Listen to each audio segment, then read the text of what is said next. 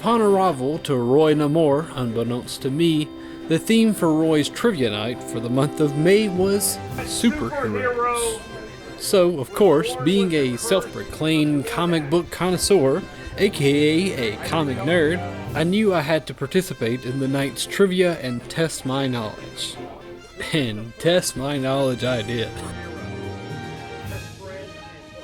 I expected these to be a challenge for other lesser nerds, but some of the questions had me totally stumped. I guess I expected lots of movie questions and questions that surely someone would know, but I was wrong. What Chester Gould character made his first appearance in the Detroit Free Press? It was still lots of fun, with banter being tossed around and the occasional "I am Groot." I was determined to bring my team to victory, especially after being challenged by some of the locals.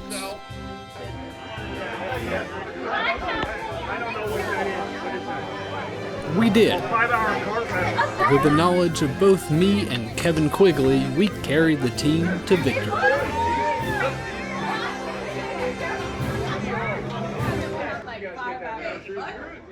All right, question number 16. We're here on the beautiful island of Roi-Namur, here to ask the very few residents what their favorite part of the island is.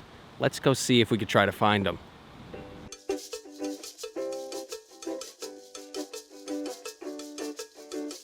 That I want Kwaj people to know? Yes. They don't know how good the fishing is here. Cool place to fish. They go snorkeling, they scuba diving, they dive, and then we go out on the oceans.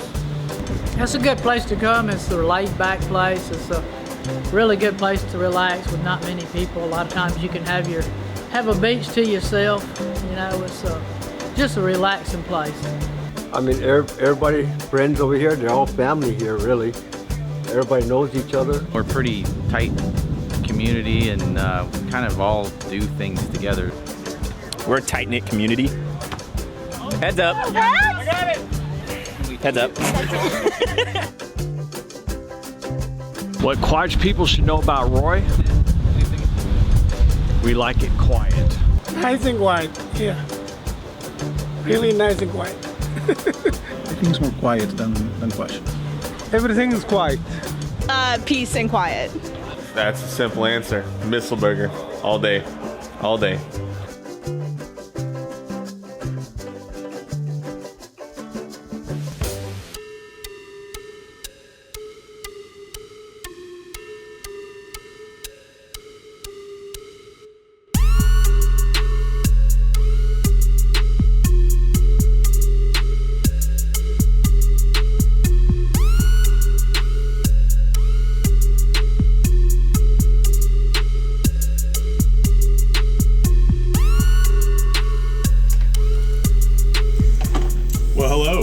I'm Dan Gunter, and this is Shay Gunter.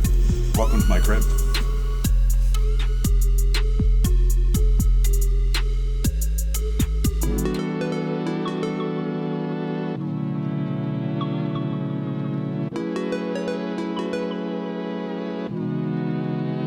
Alright, so this is my 360 rig. We do VR video dive tours of the wrecks and planes out here, so have to keep this at the ready. And then of course, the precious, the big bad A7R2 for all of my photogrammetry, 3D rendering. Always have to have it charged and ready. And then this is the charging station full of all of the accessories for said expeditions. You cannot get fresh enough coffee out here, so you must roast your own. Otherwise you're just drinking black hot liquids for no reason. Chili must be made, and so chilies must be kept on hand. Must have a chili kit and associated cooking items. And then of course, nothing is complete without some fantastic hot sauces. You might recognize this is the Hot Ones. I think like 2 seasons ago lineup. I just got a fresh set in, and I'm just looking for some brave friends to share it in. Like,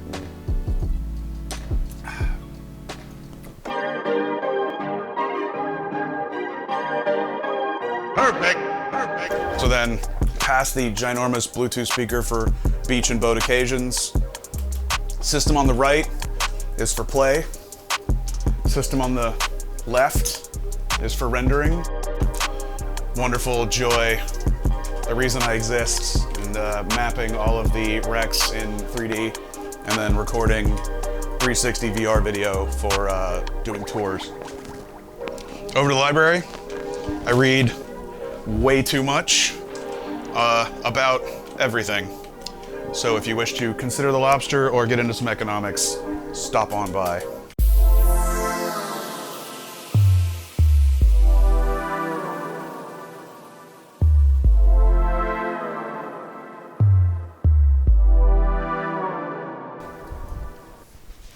It's where I sleep. I hide all of my wonderful yoga and torture devices behind the couch. You never know, we need to roll out something. This will smash your IT band. Oh, God. That's good. That's good.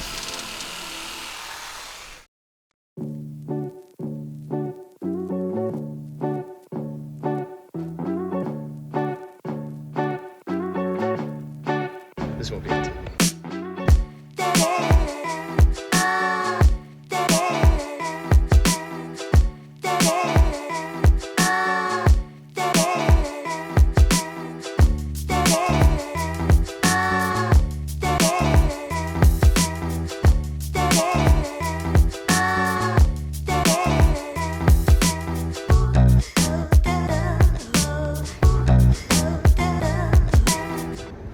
So last stop, we're here at the Roi Golf Shack and Wellness Center / spa.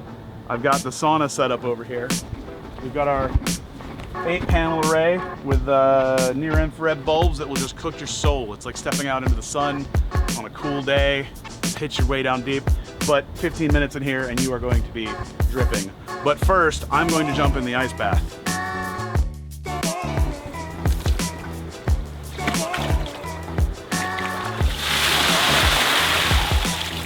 All right, it's me time. Get out of here.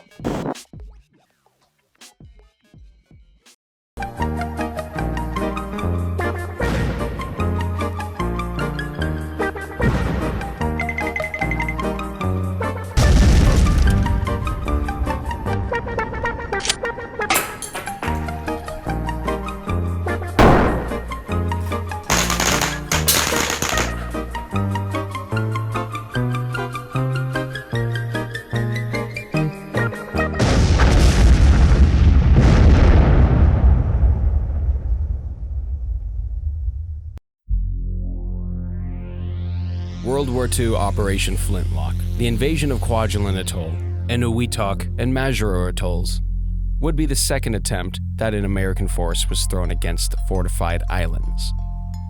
The invasion of the Marshall Islands was a textbook operation. Army, Navy, and Marine Corps planners carefully applied the lessons learned from the first attempt at Tarawa, including periods of aerial bombardment and naval gunfire support, use of tracked amphibious vehicles, and the use of frogmen, forerunners of Navy SEALs, to scout beaches and search for underwater obstacles. The result was a near-perfect operation that proved the utility of amphibious assault against fortified positions. After several months of airstrikes against many of the islands in the Marshalls, the 3-day operation began on January 31st, 1944. When elements of the 4th Marine Division began to seize islands near Roi and Namur to use as supply and fire support bases.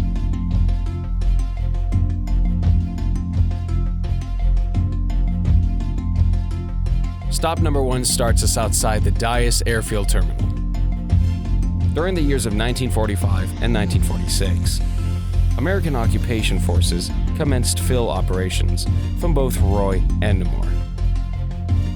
By the end of 1946, the three islands that were once located here, Roi, Eneriklik, and Namur, were combined into one island, now known as Roi-Namur. The sign here depicts images of life on Kwajalein Atoll after the Battle of 1944. Stop number 2 is located southwest along the runway next to the pavilion. The assault on Roi and Namur was carried out by the 4th Marine Division. The plans called for the Navy to secure the pass inside the lagoon, and then for the Marine elements to seize and secure the outlying islands. Once secured, these islets would serve as bases for artillery to support the main force landing in a coordinated assault on Roi and Namur. Photos of Roi suggest an island similar in appearance to the one you see now. The main Japanese runway ran roughly parallel to the modern runway. This is close to the center of the Marine advance. The 1st Battalion, 23rd Marines, was responsible for the area designated Red Beach 2. The 2nd Battalion, 23rd Marines, landed in an area designated by the invasion planners at Red Beach 3.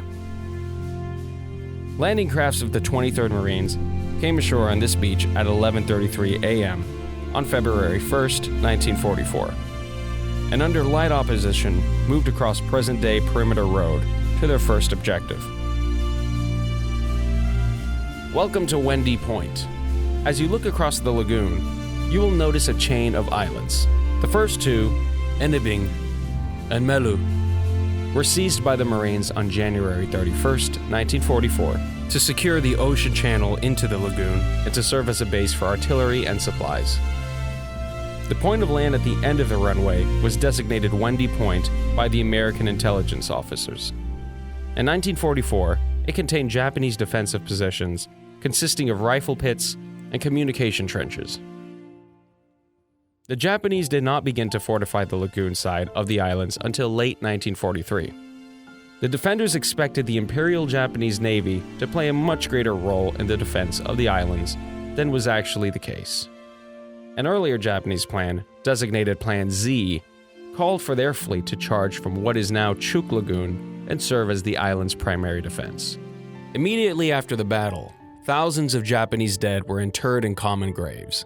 Following the war, some of the Japanese remains were removed to Japan. This small Japanese memorial cemetery was constructed in 1961 when the remains of 10 individuals were found during construction of the Trade X radar and other island infrastructure. It is dedicated to the memory of nearly 3,500 Japanese soldiers, sailors, and airmen who died while defending Roi and Namur. As you approach Oceanside, you will see an increasing number of World War II fortifications. Most of the Japanese defensive structures were located to provide a defense from an oceanside invasion.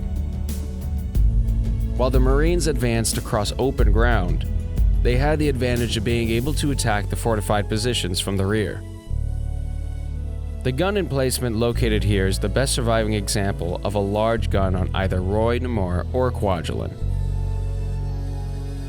This Type 89 127mm dual-purpose twin-mount gun is part of a complex that surrounded 2 gun positions and 3 revetments. Northwest is the remains of a fire direction mount that serviced the 2 guns. The gun lying on the ground was recovered from the reef in 1999. To the right of the intact gun is the ammunition storage facility. On the other side of downtown is Stop 6, our last stop for Part 1 of the Roi-Namur Battlefield Tour. Near this location, Marine Private Richard B. Anderson, either while attacking a Japanese emplacement or hunting snipers, took shelter in a bomb crater with 3 other Marines. Anderson armed a hand grenade and was preparing to throw it when it rolled to the bottom of the shell crater. With insufficient time to recover the grenade, he threw himself over it in order to cover the explosion and save the lives of his fellow Marines. He was posthumously awarded the Medal of Honor for his actions. This location also marks the end of the advance of the left flank of the 23rd Marines. They successfully secured their objective by 5 p.m. on February 1st. This Japanese blockhouse was severely damaged by air and naval bombardment. Despite the heavy damage, the small arms fire at the rear of the pillbox suggests some defenders survived to resist the advance. This concludes part 1 of the Roi-Namur Historic Landmark Battlefield Tour. Tune in next episode for part 2.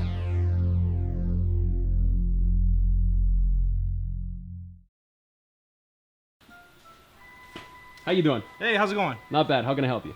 Here to pick up my mail. Okay, do you have your ID? No, I kind of left it at home. Okay, what's the name? My name is Susan Yakamura. Susan Yakamura. Yeah, my name is Susan Yakamura. You're Susan Yakamura. Yes, I'm Susan Yakamura. No, you're not. Okay, I'm not.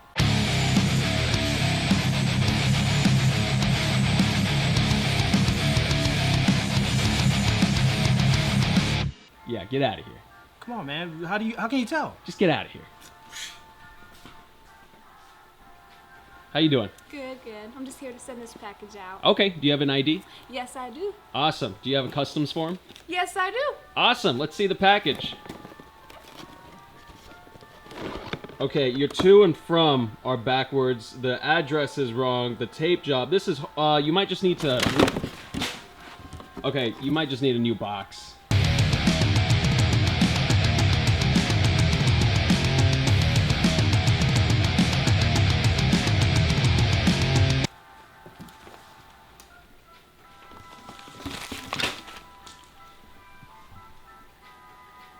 Oh, hey, Susan's back. What's up?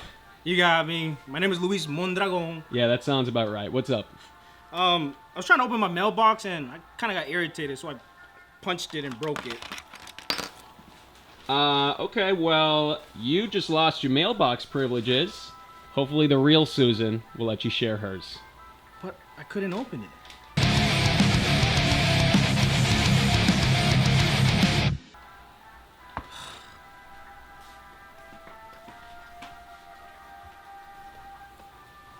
I'm sorry, I've never taken taping classes before.